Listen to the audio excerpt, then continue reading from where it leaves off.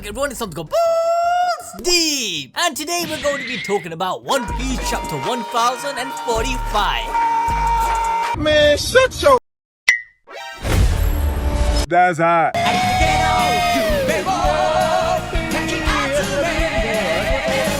If you guys thought the last few weeks were crazy and that Oda revealed everything he possibly could with Luffy, his devil fruit and so on, then you would be wrong.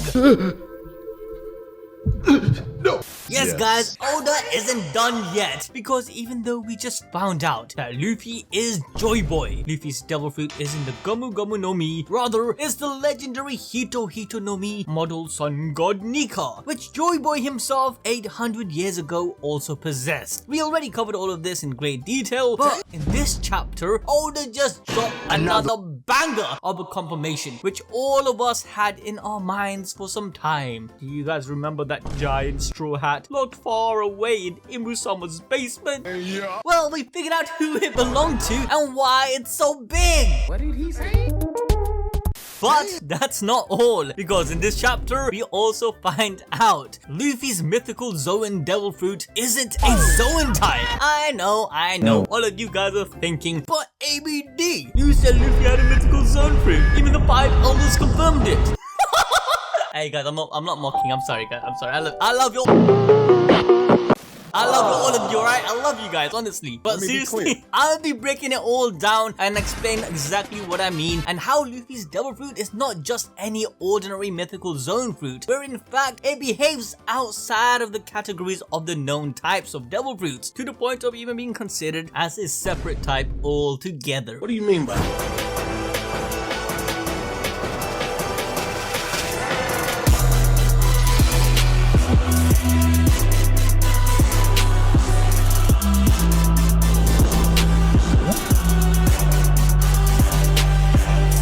Okay, so we start this chapter where it ended from the last one. Luffy's all pumped up in his gear 5th Sun God Nika awakening form, ready to beat down Kaido. Still on the rooftop of Onigashima, Kaido tells Luffy that he really believed that he had just died. Luffy responds saying, yeah, so did I.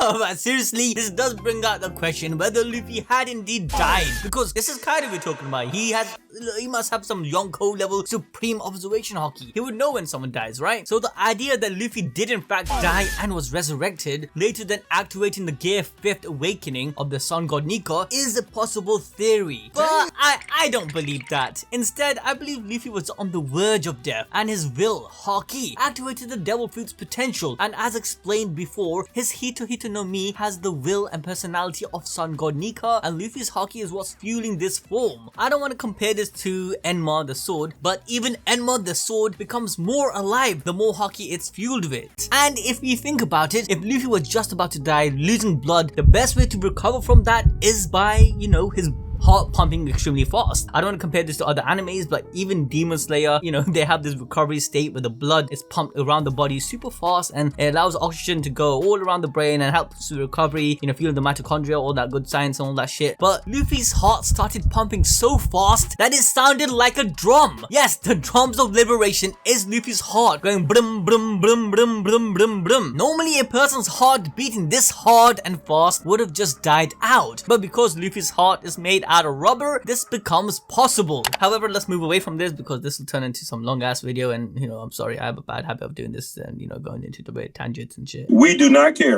But through this confrontation by Kaido, it seems as though Luffy, whilst in this form, can't help but have so much fun. Luffy is literally in full troll mode, bouncing up and down, just chilling and smiling away. With his awakening, he was able to affect his surroundings and share the rubber properties of his fruit to the ground, just like a Paramecia user. This literally lets Luffy bounce around as though he is in a bouncy castle. This theory was predicted by the One Piece community for such a long time, but remember guys, this type of awakening is supposed to be only limited to Paramecia's devil fruits. In fact, even Kaido calls this out. He mentions how Luffy's rubber is affecting other things, much like a Paramecia, but it is odd because Luffy's transformation is exclusive to his Zoan type. So what's going on? First, let me explain explain what Kaido is talking about. As we all know, in the One Piece world, there are 3 types of devil fruits: Paramecia, Logia, and Zoan. In extremely rare instances, a devil fruit can awaken, increasing the overall ability of its user. This awakening effect will depend on which type of devil fruit the user has. An awakened Zoan user will simply be granted an extreme boost in strength, speed, durability, and overall recovery. Within the One Piece community, Chopper Monster Point is seen as a forced awakening, but this isn't confirmed, so more relevant example of awakened Zoan would be the Jailer Beast of Impelled Down. Due to their awakening, their recovery, power, and durability is insane. Now, in the case of Paramecia types, awakening is seen to allow the user to spread their power to the surroundings, matching the nature of their devil fruit power, to then be able to manipulate and transform the said material as they would with their own body. Some examples are Doflamingo Ito Ito no Mi, where he's able to manipulate the ground and buildings into strings that he can control. Another example is Katakuri, where he's able to turn his surroundings into mochi using his Mochi Mochi no Mi. And this isn't just limited to inanimate surroundings, as we have seen with Kid's awakening. He was able to magnetize Big Mom herself. Now, we don't know much about Logia awakenings, but I'm sure it's the user's nature property taking a will of its own. This is because I believe awakening in general seems as though it enables the maximum will of the devil fruit. Like with Zoan types, the awakened users are usually seen to be beast-like and very primal in nature. This is due to the will of the creature or animal or whatever being the fruit bore is being let free. With Logia awakenings, the nature of element are let free too. Hence, when Iceman and Lava Dudes fight, their lava and ice were having at it even after the battle ended. It's because their fruits are awakened and their respective elements are able to manifest a will of its own. With Paramecia's, as it's not naturistic or even living, the only will that is expelled is the user's. Hence, they can share their fruits to their surroundings. But coming back to Luffy, as Kaido pointed out, his fruit is definitely showcasing a Paramecia and Zoan awakening. The rubber properties and even the cartoon joyful nature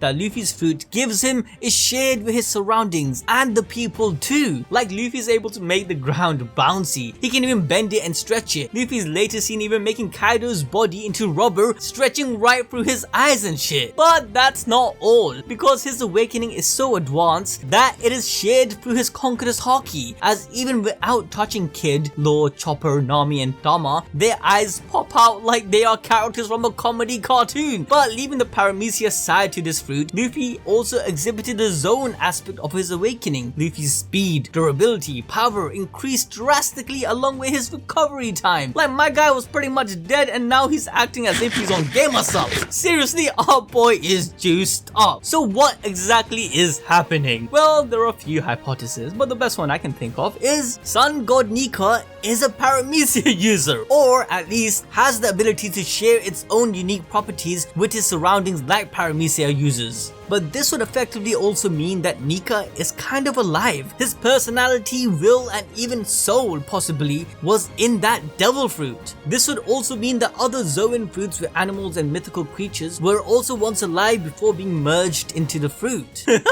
Alright, just imagine dragons flying around in the world, freaking phoenix and shit, and then something happened and their essence just got trapped into a freaking fruit. With Logia fruits, it was certain elements that became the fruit. With Paramecia fruits, it was the effects and material of non-living objects was stored into a fruit. Now, this isn't impossible, as there's so many evidences of like ancient technologies. Like, even think about dials, for instance. There's some dials that can store voices and replay it, some dials that can store power and energy and, you know, shoot it back out. Like, who's to say there wasn't like one madass creator back in the days and was able to create all of these devil fruits? But the theory is kind of also supported by the idea of artificial devil fruits, all of which are Zoan type creatures which needed the lineage factor of different animals. However, with the original Zoan devil fruits, the living being's will or Haki along with personality and consciousness are stored into the fruit compared to the, you know, the fake fruits, which only uses a blueprint of that said creature. However, coming back to the point, Luffy's devil fruit, even amongst the mythical Zoan fruits, is very unique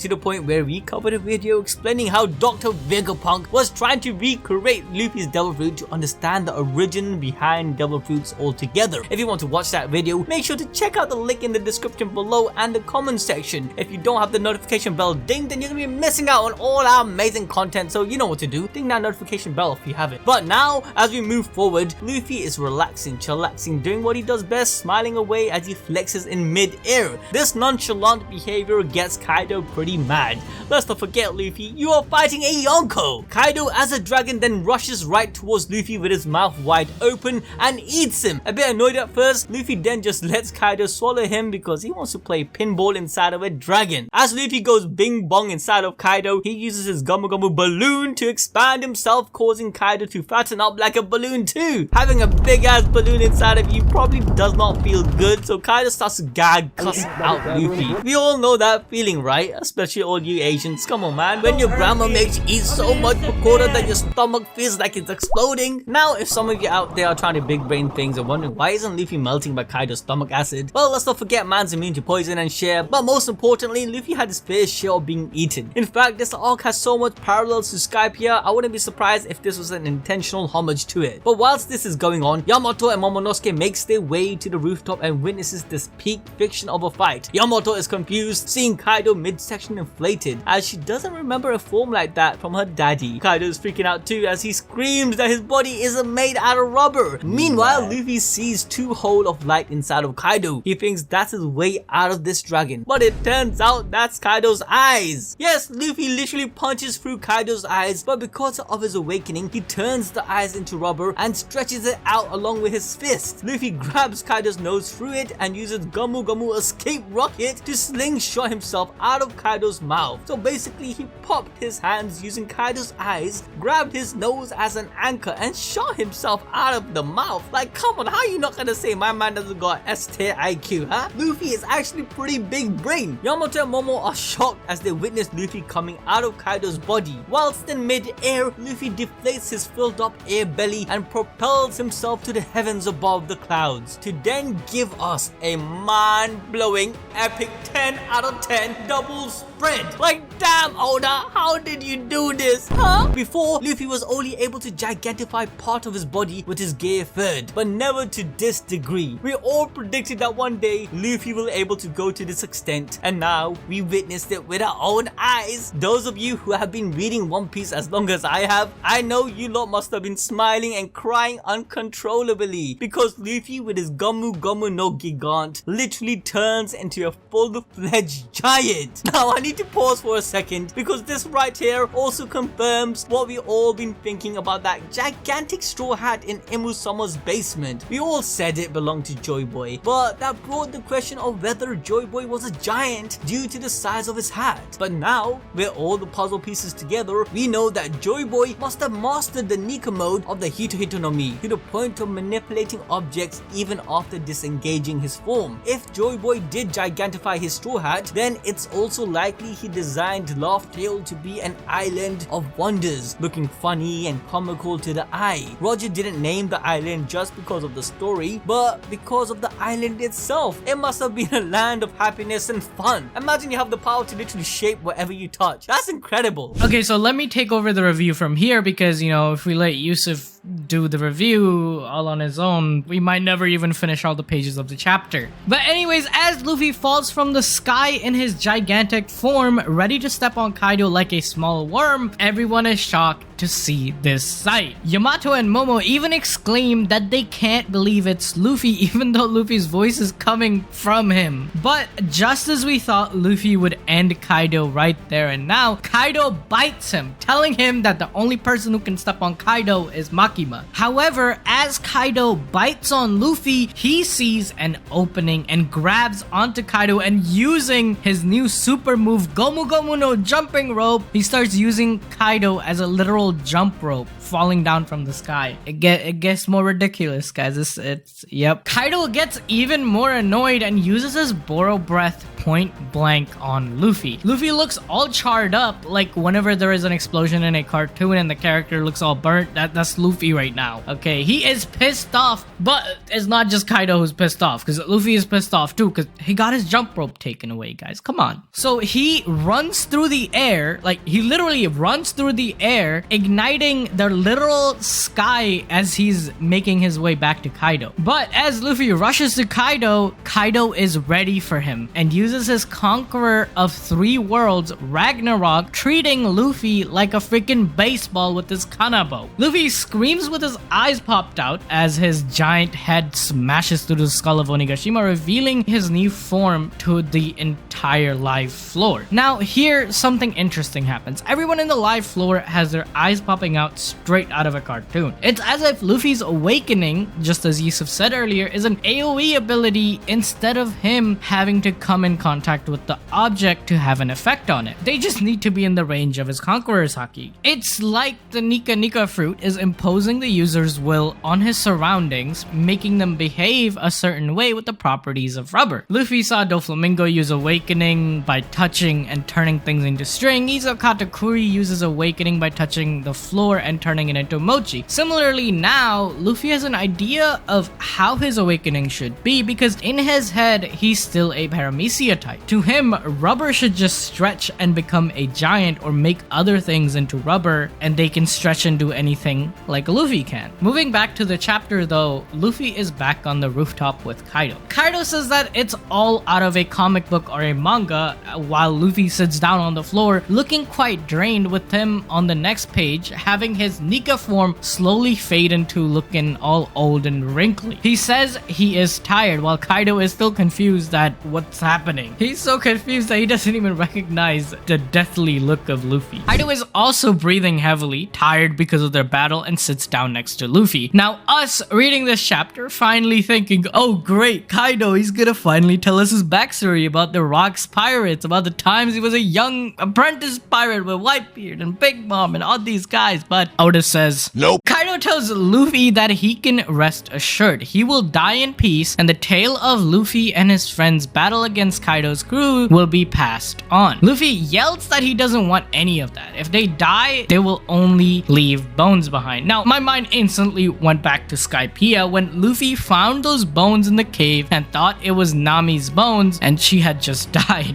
Maybe Luffy in his mind thinks that when people die, they instantly turn into bones. Anyway, Yamato and Momo are also in the roof now, but at a distance from Luffy and Kaido. They can't believe that's Luffy there, where he looks like a different person. Momo even mentions how Luffy's voice is fading away, like a few chapters ago when he was assumed to be dead by everyone. Luffy then stands up saying this isn't over yet, with steam coming out of him and his body and hair turning white once again. He does his shonen protagonist moment of calling out all the names of people who have their dreams and hopes on him. Kinemon, Pedro, Tama, Momonosuke, everyone. Kaido tells him that he can't do anything as he's dying, but Luffy springs back into action with a huge burst of Conqueror's Haki, yelling out that he isn't scared of dying. Kaido is about to smack him with his kanabo once again, but Luffy is smiling and jumping with his heartbeat racing. He even channels his inner Jinwoo and says, "Rise, heartbeat." Yamato tells Luffy to watch out, and as the kanabo is near Luffy, he dodges it.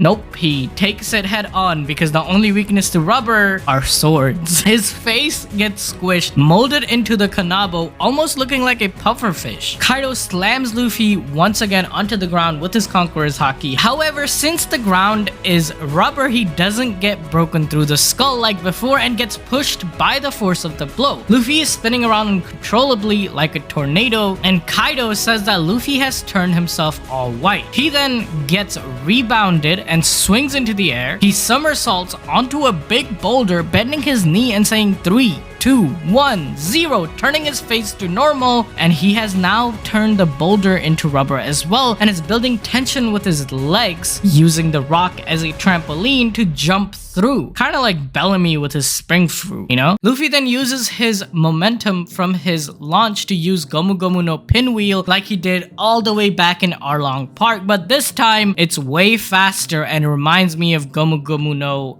UFO from Punk Hazard. But seeing all this, Kaido is still mad confused because Luffy has turned himself all white. Now, a lot of people in the community were worried about Luffy. Since his devil fruit name was revealed, will Zoro try to kill Luffy? But don't worry you guys, as after Zoro learns of this new color scheme, he will be very happy.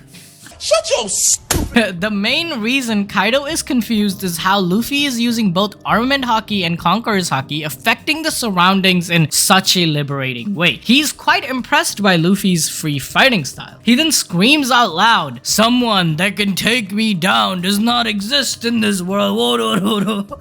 Kaido then starts swinging his kanabo, but Luffy's spinning arms go around it and his fist goes straight through Kaido's face and out the back of his head. Yamato and Momo are shocked as Kaido is flung down with Luffy's fist returning back to him as he says, "This is fun, huh, Kaido?"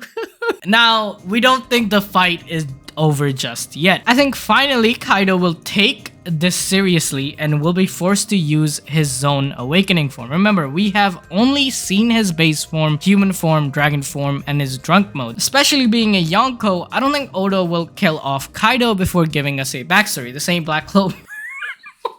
So my balls deep prediction is probably that Kaido will slowly get up and he will do his awakening from leading into his backstory. Even during Dressrosa, Luffy activated Gear 4 and we thought Doffy was a dead man, but it took more than one Konguns to game end him. After seeing Luffy's Gear 4th, he used his awakening because awakening is a power you only use when you are on the last leg due to how draining it is. Up until last chapter, Kaido was just having fun. Now it's finally starting to get serious. Anyway, comment down below what your favorite kind of pakora is to show that you came to the end, and check out this video where we explain all types of Haki and discuss the possibility of a new type of Haki in One Piece. What the hell? I thought there were only 3.